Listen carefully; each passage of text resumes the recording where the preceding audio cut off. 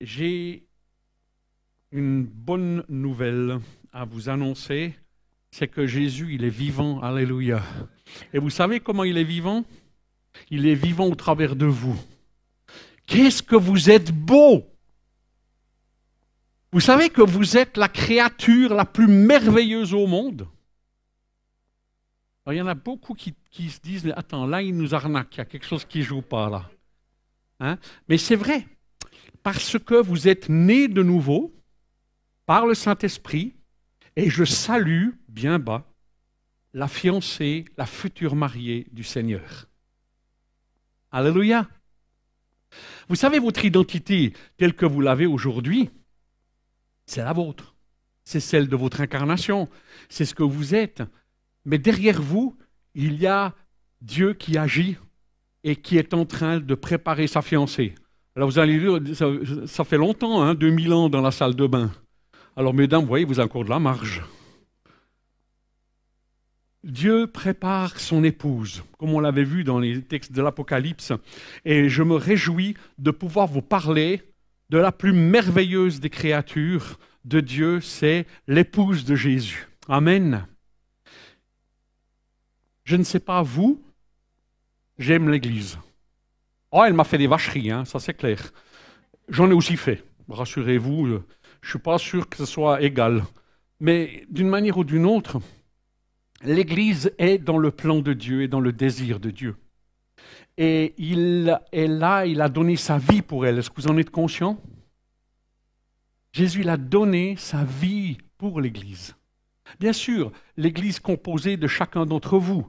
Et vous êtes précieux aux yeux de Dieu, mais Dieu agit en même temps dans l'individu, mais en même temps dans le groupe. Et il agit sur les deux plans. Et c'est ce que j'aimerais un peu partager avec vous ce soir et vous dire que, mais finalement, c'est quoi le but de votre vie? C'est quoi le sens que vous donnez à votre existence et à ce que vous vivez vous? Et on va voir, au travers de quelques textes, que Dieu a prévu quelque chose. On a tous passé par ces questions quand on est à l'adolescence, mais c'est quoi mon but sur Terre? Qu'est-ce que je donne comme sens à ma vie? C'est quoi la finalité de toutes ces choses? Quelle est ma raison d'être? Pourquoi est-ce que je suis là? Pourquoi je suis blanc? Pourquoi je suis né en Suisse? Pourquoi je suis un homme? Pourquoi? Vous savez, tous les parents, vous savez à peu près à quel âge et pourquoi? Vers les 2-3 ans. Hein? C'est quand même fou que notre cerveau, il est pré-câblé, pré-organisé à poser des questions. Pourquoi? C'est notre hémisphère gauche qui est l'hémisphère qui se raconte des histoires, puis qui est obligé de créer des histoires pour donner du sens. Et moi, je ne comprends pas comment ça se fait que si c'est le hasard qui est à l'origine de mon existence, que mon cerveau me pousse à penser à ce qu'il y a un être supérieur qui est à l'origine de tout ça, et qu'on peut appeler Dieu, et moi que j'appelle Jésus. Et je me dis, mais comment tout ça est logique? Où est le sens de toutes ces questions? Pourquoi est-ce que mon cerveau pense à l'éternité? Pourquoi est-ce qu'il pense à qu'est-ce qui se passe après la mort? Puis avant la vie, il y avait quoi? Et avant le Big Bang, il y avait quoi? Et puis, quand on pense à l'infiniment grand, je me souviens dans mes études, je devais diviser des plus petits infinis avec des grands infinis. Je ne comprenais pas, mais ça marchait. Oui, parce qu'infiniment plus grand ou infiniment plus petit, je ne vois pas vraiment la différence. Mais je dis franchement, il y a des questions qui sont difficiles. Est-ce que j'ai un vrai libre arbitre? Est-ce que tout est le produit du hasard ou est-ce que tout est déterminé? Vous savez, ce genre de questions que tôt ou tard, on y passe. Et on essaye de bricoler des réponses. Moi, j'en ai bricolé beaucoup. Jusqu'au jour où le Saint-Esprit, il est rentré en moi.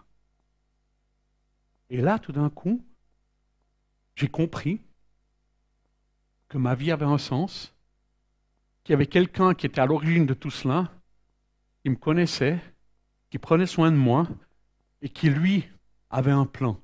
Et vous savez quoi? Ça m'a apaisé. Ma crise existentielle s'est soudain évaporée, Et je me suis senti dans une telle joie et dans une telle paix que j'avais 18 ans, j'avais fini ma vie. J'avais fini ma vie. J'avais le sentiment d'avoir accompli ce pourquoi j'étais venu sur terre, c'est-à-dire rencontrer Dieu, le connaître. Et pour moi, ça m'a instantanément calmé mes angoisses existentielles et ça m'a donné un sens et une direction. Et je dois vous dire, c'est un privilège, un cadeau de Dieu qui vient, c'est comme un dégât collatéral. Je dirais, cette paix, cette joie nous envahit et nous transforme et nous change. Et c'est un petit peu ça que parfois, dans nos vies, on a une tendance avec les années un peu à oublier. Et c'est pourquoi la Bible nous dit, mais souviens-toi d'où tu as été tiré. Souviens-toi d'où tu viens. Souviens-toi de ces crises, de ces moments que tu as passés, ces moments où tu as été finalement ébranlé dans ta foi, ébranlé dans ta compréhension, ébranlé dans ce que tu vivais, où tu cherchais peut-être au mauvais endroit. Moi, je me souviens, j'avais fait un patchwork théologique de toutes les sources d'influence que j'avais. Alors j'étais au supermarché, alors je prenais un petit peu d'occulte, je prenais un petit peu de sciences parallèles, je prenais un petit peu de ci, un petit peu de ça, et puis en fonction de ce que je trouvais qui était intelligent et qui était bien selon mes critères, naturellement, en fait, je n'avais même pas compris que je créais mon Dieu à mon image. Et je croyais quelque chose, sincèrement, mais qui était du construit projeté de moi. Et vous comprenez bien que dans ces cas-là, l'angoisse, elle est au rendez-vous quand même. Parce que si je suis Dieu, je suis quand même pas grand-chose. Et on en est conscient. Mais Dieu, dans sa parole, nous rappelle que c'est lui qui est finalement le but de notre existence. C'est lui qui est la source de tout en nous. On l'a chanté, il faut le vivre. C'est facile de proclamer, c'est facile de dire « je t'aime », et puis derrière on fait quoi? Je te donne ma vie. Vous avez déjà chanté ça? On la reprend vite hein, quand même. Et moi, chaque fois, je suis obligé de prendre la Sainte Seine pour dire « Seigneur, pardon ». Parce que c'est moi, c'est ma nature. Je suis comme ça. Je ne sais pas vous, peut-être que vous êtes plus saint que moi, mais moi, dans ma nature, j'ai une tendance à vouloir être le maître. J'ai une tendance à vouloir me remettre au centre du truc. Et de vouloir contrôler et gérer. Je ne sais pas si ça vous arrive. Mais c'est ainsi fait.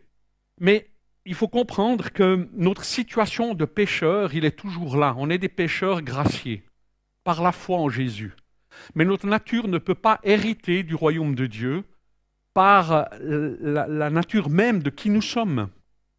Et nous sommes finalement des êtres humains qui ont cette tendance à vouloir être Dieu à la place de Dieu. Et c'est ça le péché fondamental. Le vrai péché, c'est ce que finalement le diable a dit à Adam, vous serez comme Dieu, connaissant le bien et le mal, mais ce coquin, il ne nous a pas dit que le mal allait nous vaincre. C'est futé, hein? C'est comme quand on clique sur « j'accepte les conditions », il y a toujours quelque chose qui, à la fin, nous dit que c'est... On croit tout échapper, mais finalement, on y est quand même. Et donc, c'est un peu comme ça avec le diable.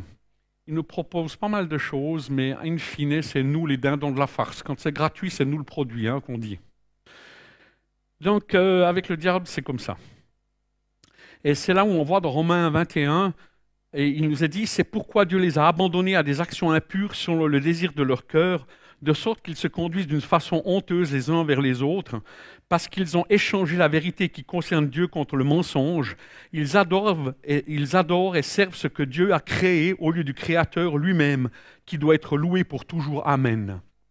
C'est clair que si nous n'avons pas la révélation de Dieu, si nous ne naissons pas, automatiquement nous devenons notre Dieu, et par notre nature logique et autres, finalement, on va vivre en fonction de nous. Ça veut dire qu'on aura une morale en fonction de ce qui nous intéresse. On aura aussi une éthique qui va s'adapter, des comportements et des attitudes qui seront liés finalement à qui nous sommes, nos intérêts, nos blessures, nos compensations, etc. Mais quand Dieu intervient dans nos vies, tout d'un coup, il y a quelque chose qui se passe en nous, qui nous transforme, qui nous change fondamentalement et qui nous donne une autre orientation et un autre sens. Et c'est ça qui est important de comprendre. Dans Romains 3, 23, il nous est dit « Tous ont péché et sont privés de la présence glorieuse de Dieu ». C'est exactement ce qui est arrivé. Moi, je ne suis pas né chrétien. Et aucun d'entre vous est né chrétien. Vous êtes tous devenus chrétiens. Amen. Dieu n'a pas de petits-fils, il n'a que des fils et des filles. Donc même si tu es né dans une famille chrétienne, ça ne veut pas dire que nécessairement tu es chrétien. Tu as le privilège et la chance de connaître Dieu, le chemin qui mène à la vie, mais c'est ton choix. Il y a bien un jour où toi, tu dois dire maintenant, c'est mon choix.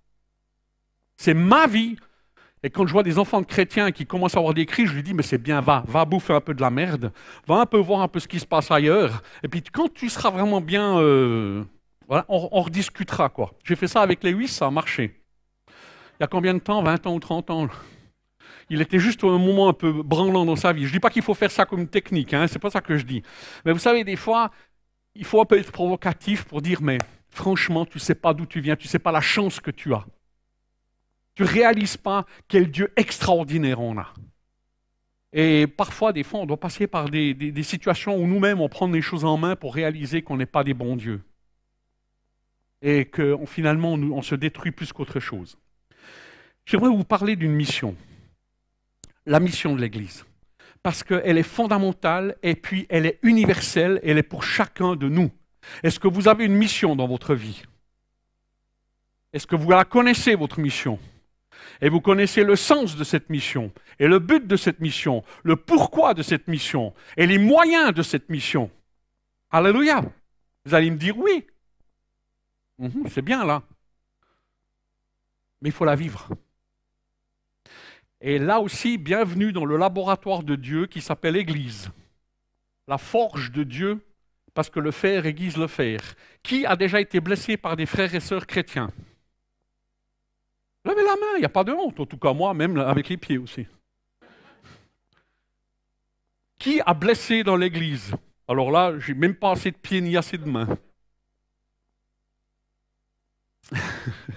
J'aime un verset biblique qui est juste génial.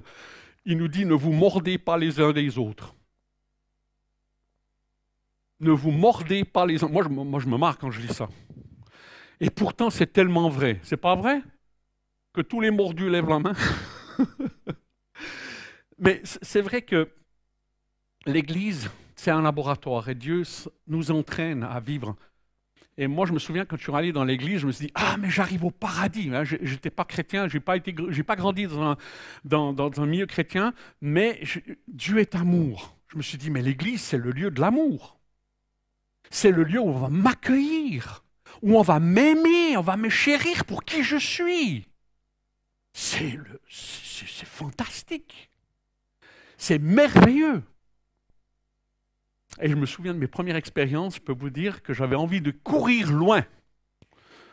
Mais heureusement que j'étais baptisé du Saint-Esprit, puis que le Saint-Esprit me dit, wow, tu te calmes, tu restes, et tu vas aller au bout du processus.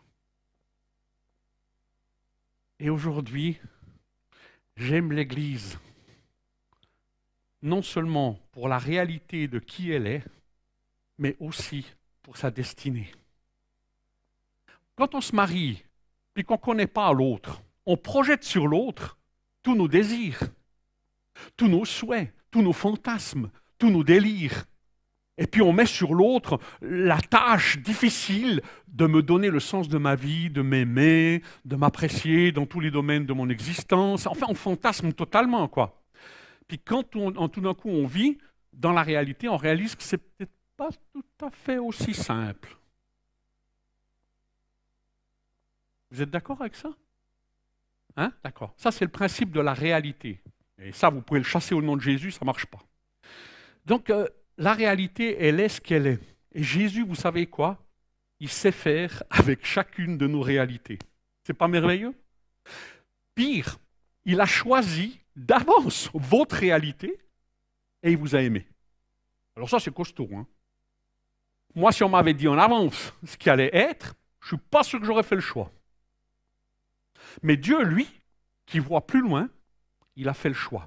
Il a fait ton choix.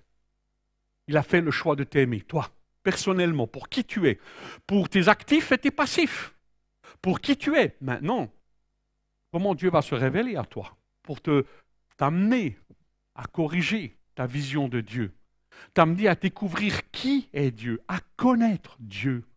en profondeur, en intimité, et ainsi mieux l'aimer. Mais si vous n'aimez pas l'Église, vous ne pourrez pas aimer Dieu. Je le répète. Si vous n'aimez pas l'Église, vous n'aurez pas l'occasion d'aimer Dieu.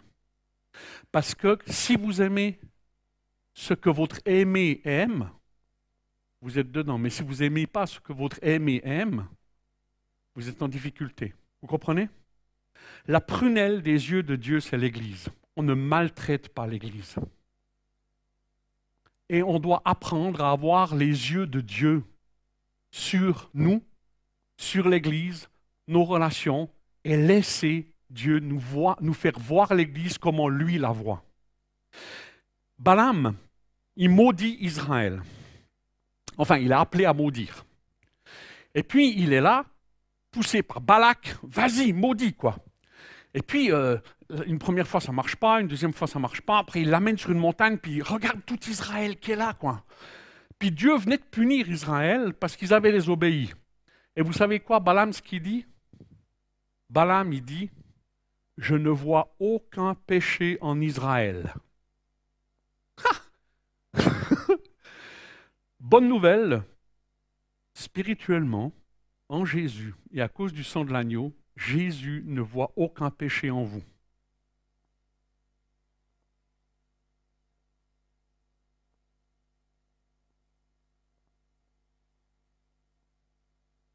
C'est incroyable. Moi, je dirais que Dieu, il est aveugle. Non, il n'est pas aveugle. Il sait, il voit. Mais lui, il voit la finalité. Il voit les choses d'une autre manière que nous. Et nous devons absolument comprendre que le plan de Dieu pour l'Église, il est différent de ce qu'on imagine. Personnellement, il y a des gens qui ont de la peine avec l'Église, et je le comprends. Mais ils ne peuvent pas aller à l'encontre du plan de Dieu. Ils ne peuvent pas aller à l'encontre du moyen de Dieu. Ils ne peuvent pas aller contre ce que Dieu veut faire, et on est obligé de le faire. Alors je ne dis pas que l'église de Réveil ici, c'est la seule église de Dieu, ce n'est pas ça que je dis. Ce n'est pas le bâtiment, ce n'est pas les statuts où on va voter en assemblée générale, ce n'est pas notre histoire, ce n'est pas finalement notre contenu théologique, ce n'est pas tout ça qui finalement fait l'église, elle le fait en partie, mais c'est surtout tous les frères et sœurs qui vivent dans la relation avec Dieu, qui se retrouvent sous une forme humaine dans une église, c'est pour nous que ce soit ici, que ce soit chez les catholiques, les orthodoxes, les protestants, les évangéliques, les pentecôtistes et tous ceux que vous voulez d'une manière ou d'une autre qui professent le nom de Jésus. Mais ce n'est pas ça l'Église. L'Église, c'est tous ceux qui obéissent à Christ et qui sont la fiancée du Christ et qui vivent. On a vu dans l'Apocalypse qu'il y avait différentes églises et puis que chaque église avait son problème, quoi. Le gros problème, c'est que moi, je suis un peu aveugle sur la mienne. J'arrive bien à voir le problème chez les autres, mais j'ai de la peine chez moi. Je ne sais pas si ça vous arrive la même chose que moi, mais on est toujours plus malin pour les autres que pour soi-même. On a de la peine, c'est pour ça qu'on a besoin des autres aussi, qui nous disent les choses, et qu'on les accueille, puis qu'on puisse finalement reconnaître les choses. Et c'est comme ça qu'on apprend. Je vais venir sur cette mission. En ISO 9001, 2015, on parlait de Philippe Martinet avant, eh bien, il y a des définitions qui sont données pour la politique, pour la vision, puis pour la mission de n'importe quelle organisation. Et j'aime ce qu'ils disent. La politique, c'est l'intention et l'orientation d'un organisme tels qu'ils sont officiellement formulés par sa direction. J'aime bien ça. Intention, orientation par la direction. La vision, c'est l'aspiration, qu'on aspire à quelque chose, à ce qu'un organisme souhaite devenir, tel que formulé par la direction. Oh, c'est formidable. Attends, souhaite devenir. Et la fiancée du Christ, l'épouse. Dieu, il a un plan. Dieu, il désire. Et il a une vision. Moi, si je n'ai pas de vision, ce n'est pas important. Je sais que Dieu, il en a une. Et comment moi, je peux rentrer dans sa vision, pour rentrer dans ce que Dieu m'appelle à être. C'est ça le plan. Et puis la mission. Alors ça, j'aime bien. Raison d'être d'un organisme. Mission. Raison d'être d'un organisme telle qu'elle est formulée par la direction. Vous avez compris la direction, hein? C'est avec un grand D, là. Et donc, on voit que Dieu, il a un plan. Dieu, il a des désirs. Dieu, il veut faire quelque chose. Donc, ce que j'aimerais ce matin avec vous, c'est que tous ceux qui sont dans une mission, qui pensent être dans la mission, j'aimerais que vous compariez avec ce qu'on va lire dans la mission, si vous êtes dans la mission, ou si vous êtes dans votre mission. D'accord? Auquel cas, il faudrait démissionner et remissionner. Et puis pour ceux qui n'ont pas de mission, puis qui sont en dépression parce qu'ils disent « mais je ne sers à rien, je suis nul, je suis un incapable, je suis un incompétent, je ne sais pas faire, je suis le moins que rien, etc. etc. » Rassurez-vous, ça c'est votre vision, mais ce n'est pas la vision que Dieu a de vous. Et Dieu, il a un plan, puis il a une mission pour vous tout aussi importante que pour les autres. Et Dieu, lui, il ne fait cas d'exception de personne. Tout le monde peut venir, tout le monde est invité à participer à cette vision. Et c'est cela, on a vu le Saint-Esprit qui est venu, et on peut voir ça dans Matthieu 28, 18. Il a dit « Allez, faites de toutes les nations des disciples, les baptisant au nom du Père, du Fils, du Saint-Esprit, et enseignez-leur à observer tout ce que je vous ai prescrit, et voici, je suis avec vous tous les jours jusqu'à la fin du monde. » Si ça, ce n'est pas une mission, je ne vois pas ce que c'est, une mission. D'accord? Donc là, on est appelé à aller témoigner, à parler. Et rien que le fait qu'on soit là ce dimanche matin, je vous promets que c'est un témoignage. Soir. Ouais, j'ai l'habitude, hein, désolé, quoi. Des formations professionnelles. Aïe. Mais vous avez compris. Hein? Donc, rien que le fait qu'on soit là, on est déjà un témoignage vis-à-vis des puissances et des autorités. Et on proclame que Jésus est Seigneur. Et on proclame qu'il est vainqueur. Et que la destinée de l'Église, c'est que les portes de l'enfer ne prévaudront point contre elle. Même si dans l'Apocalypse, il est écrit, il fut capable de les vaincre. L'Église jamais se mettra à genoux. Parce que Dieu est à l'œuvre dans cette Église. Et il agit. Et il a une mission. Et il veut qu'on témoigne. Et elle témoigne. Rien que le fait qu'elle soit là, elle est déjà suffisante en tant que témoignage. Vous, où vous êtes, c'est déjà suffisant pour être en témoignage. Il ne faut pas s'imaginer que témoigner, c'est uniquement parler. Peut-être que pour moi, c'est plus facile que pour certains autres hyper timides. Moi, quand j'ai fait mes tests d'extraverti selon les critères de Jung, je suis arrivé à 97% d'extraversion. Donc ça veut dire qu'il n'y avait que 3% de plus que moi qui étaient extravertis. Donc on peut parler d'extrémisme, on est d'accord. Mais imaginez celui qui est 97% introverti, puis qui se compare à moi. Eh bien, c'est la dépression garantie. Hein. Et puis moi, je ne le comprends pas. Et puis on ne va pas s'entendre. Ça va être difficile. Puis je vais lui dire, mais c'est facile, t'as qu'à parler. Ouais, il va me dire, ouais, c'est facile pour toi. Mais il ne va même pas me le dire, il va le penser. Mais même lui, Dieu va l'utiliser. Il l'utilisera à son niveau, à sa manière, comment lui il est. Et il aura l'occasion d'être simplement dans un endroit, sans rien dire. Des fois, ça suffit. Je me souviens de certaines pratiques occultes où tout d'un coup, il y avait un chrétien qui était dans une assemblée, qui était là, on ne sait pas pourquoi, d'une manière ou d'une autre, il était là. Et il y avait quelqu'un qui voulait faire une pratique, puis il disait, je ne peux pas exercer mon don tant que cette personne-là, elle est dans ce lieu. Et elle a dû sortir.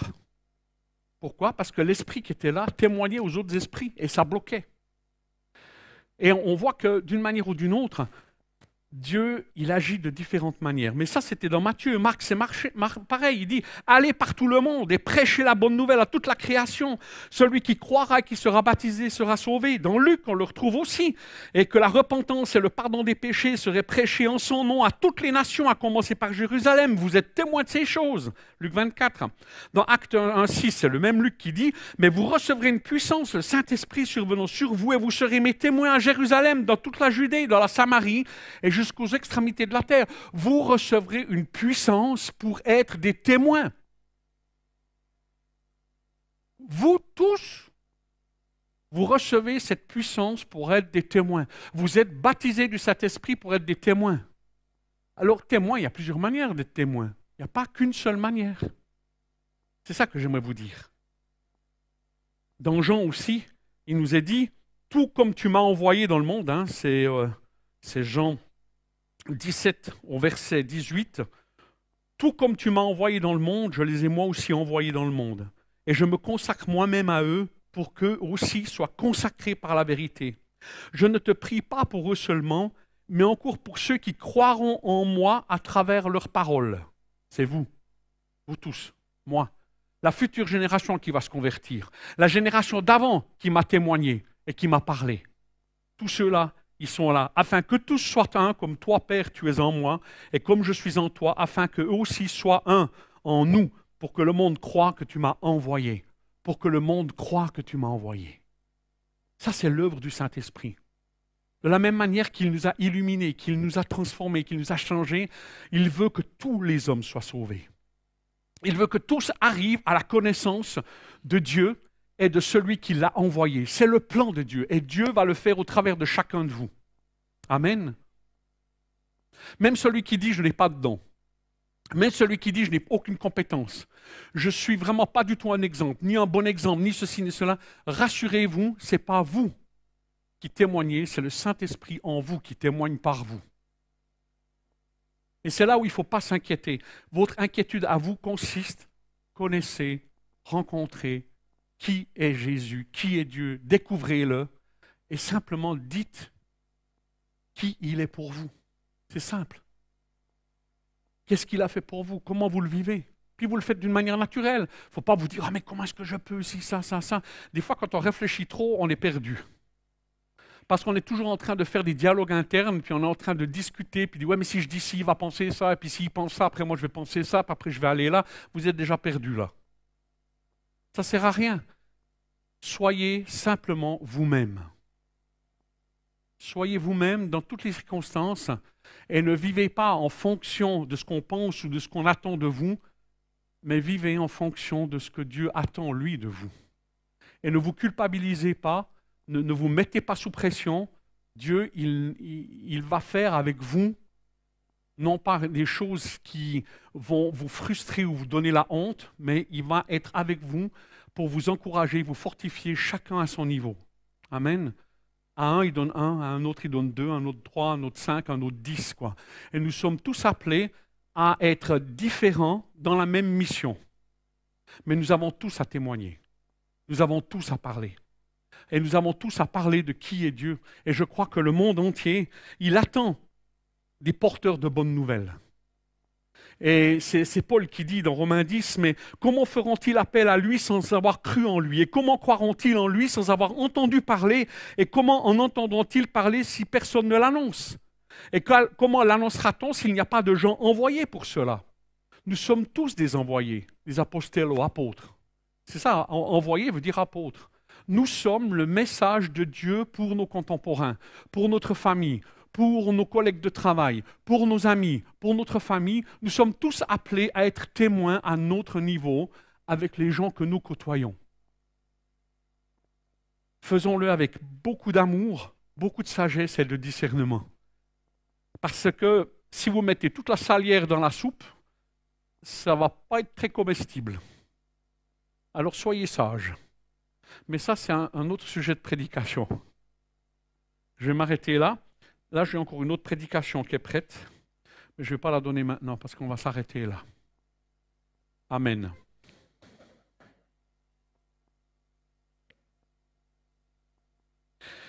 Ça, c'est au moins la vérité.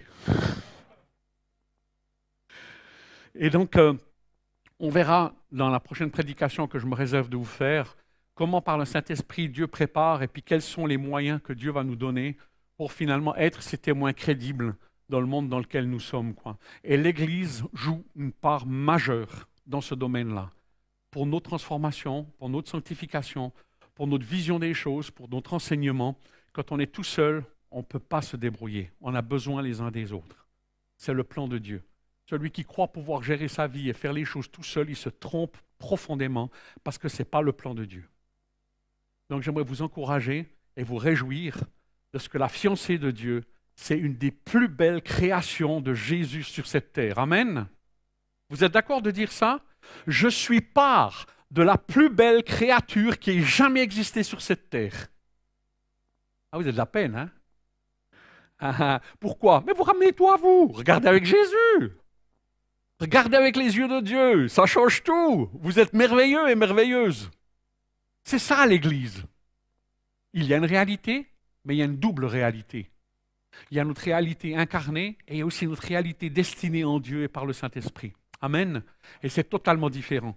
Et moi, je vous encourage à vous enthousiasmer, je veux dire, à voir le regard de Dieu sur vous. Parce que ça, c'est enthousiasmant. Et ça nous encourage. Et ça nous stimule à la foi. Ça nous stimule à être courageux pour Dieu et de laisser non pas cet esprit de timidité, mais cet esprit de force et de sagesse qui est en nous pour témoigner au travers de chacun de nous dans ce que nous sommes appelés à être. Il ne faut pas se comparer. Soyons bien nous-mêmes. Amen. Parce que la place des autres est déjà prise. Ça, c'est Sacha Guitry qui dit. Donc, vraiment, faites le nécessaire pour vous et laissez Dieu vous changer, vous transformer. Laissez Dieu être Dieu dans vos vies. Amen. Dieu est un Dieu enthousiasmant, un Dieu merveilleux. Et il a des plans merveilleux pour chacun de nous. Vous le croyez? Amen. Moi, je crois à cette destinée extraordinaire que Dieu nous donne. Je ne dis pas qu'il n'y a pas de difficulté, je ne dis pas qu'il n'y aura pas de lutte, mais ma destinée, elle m'encourage, elle me donne de l'espoir. Elle me donne de l'espérance. Alors pour tous ceux qui ont perdu espoir sur eux-mêmes, qui sont dans des dépressions, qui sont dans des pensées négatives sur eux-mêmes, il faut regarder pas à vous, regardez à Dieu. Qu'est-ce que Dieu il vous dit et qui il vous dit que vous êtes. Et ça va vraiment vous aider à avoir un regard juste sur vous.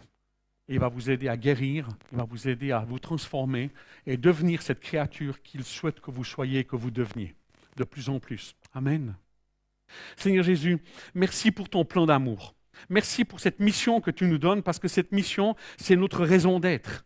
Et elle nous aide, Seigneur, à pouvoir finalement être cet endroit, le tabernacle de Dieu, qui témoigne cette lumière dans le monde, ce sel pour lequel, Seigneur, tu nous donnes de mettre du goût autour de nous.